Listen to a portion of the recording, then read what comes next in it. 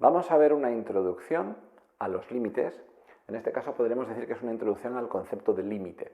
No sin grandes notaciones matemáticas, simplemente para entender qué significa. En este caso, tened en cuenta que el concepto de límite siempre es de una función. Es decir, yo voy a tener siempre una variable x y una función sobre la que aplicar esa variable, ese número, para que me dé una imagen. En este caso, vamos a ver el significado cuando la x tiende a un punto, cuando esa variable tiende a un valor numérico concreto. Vamos a ver este ejemplo, que es como mejor se entiende, y luego ya vamos al concepto genérico. Yo os he puesto aquí una función que podría ser x cuadrado, de tal manera que todos sabemos que si yo quisiera hacer, por ejemplo, f de 1, pues aquí sustituyo un 1 y me quedaría 1 al cuadrado.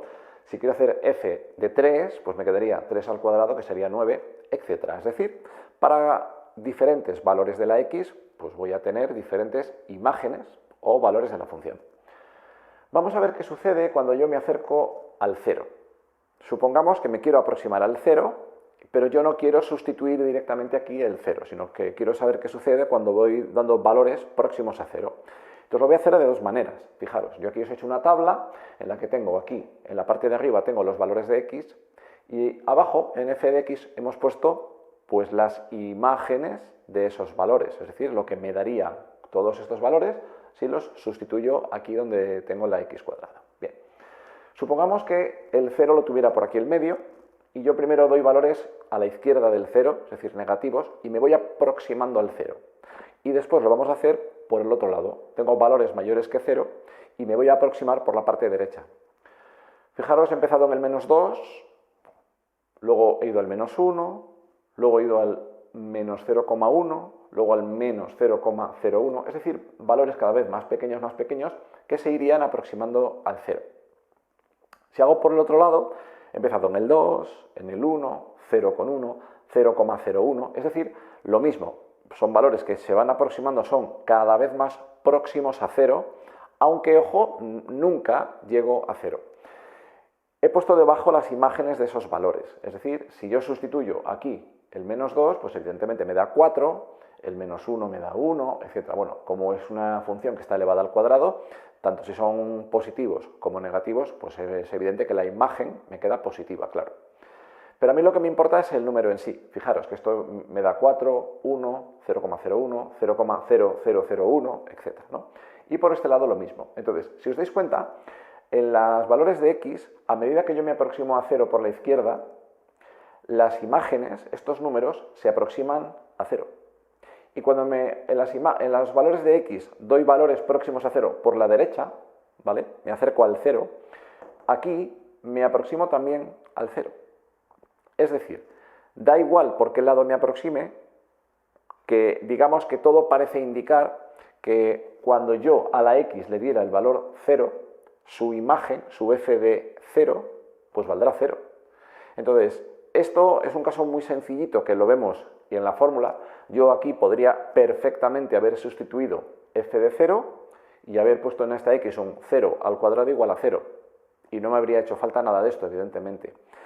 Pero lo importante de esto es que tengáis en cuenta que en los límites muchas veces yo no necesito sustituir el valor de una variable, un número, en la función para saber qué me daría.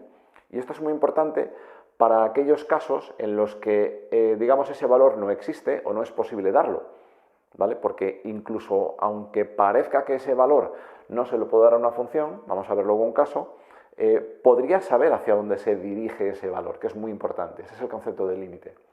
Entonces, el concepto clave en los límites es que yo no necesito llegar a ese punto para saber hacia qué valor se dirige. Es decir, yo aquí, aunque no tuviera esta función y no tuviera la x cuadrado y no quisiera sustituir ahí el 0, solamente dando estos valores, yo sabría perfectamente, lo intuimos todos, que a medida que la x se aproxima a 0, su f de x también se aproxima a 0.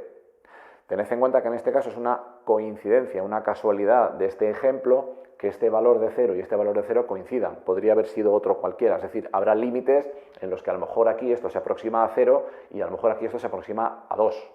o cualquier otro número, ¿vale? Esto es coincidencia. Lo importante es que identifico que a medida que me aproximo aquí a un número, aquí me aproximo a otro número, ¿vale? Esto es un poco el caso genérico. Lo fundamental, ¿qué es un concepto de límite cuando x tiende a un punto? Es el valor al que tiende esa función cuando la x se aproxima a ese punto, ya sea por la izquierda o por la derecha. Es decir, tanto si me acerco por un lado como por otro, digamos que voy al mismo sitio. Entonces, no es necesario llegar a ese sitio para saber a dónde voy. Ese es el concepto claro del límite, que es un poco lo que tenéis aquí. Esto que tenéis aquí es de forma genérica lo que tenemos aquí en valores. Pero vamos a ver, para entenderlo todavía un poco mejor, el concepto de límite cuando la x tiende a infinito o menos infinito, que sería lo mismo, ¿eh? Tened en cuenta que infinito son números, digamos, muy grandes, indefinidamente grandes. Lo puedo hacer todo lo grande que yo quiera. Entonces, aquí os he puesto dos casos, ¿vale? Mirad. Por ejemplo, aquí os he puesto x cuadrado y aquí os he puesto otro que es 1 partido por x, para que veáis exactamente. Mirad, en la función x cuadrado os he hecho lo mismo que aquí. Arriba os he puesto valores de x y abajo os he puesto valores de f de x.